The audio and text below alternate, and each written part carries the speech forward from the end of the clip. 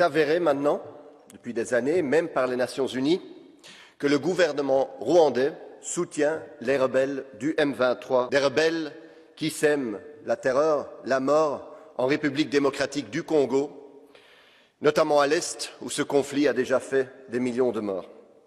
Nous savons donc toute la responsabilité du gouvernement rwandais.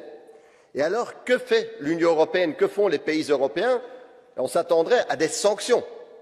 C'est la réponse que l'Union européenne a souvent quand on voit ce genre d'action de la part d'un pays contre un autre. Mais non, non, les gouvernements européens décident aujourd'hui de renforcer leur coopération militaire avec le Rwanda. La France, notamment, annonce un renforcement de sa coopération militaire. L'Union européenne va donner 20 millions au Rwanda pour sa participation au Mozambique. Et les États-Unis, vous le savez, depuis longtemps, sont un partenaire très important du Rwanda. Tandis que vous savez qu'aujourd'hui, s'il y a un État qui vend des armes à la République démocratique du Congo, il doit notifier les Nations Unies, ce qui ralentit, voire empêche, évidemment, la livraison des armes à un pays trop souvent et si souvent agressé.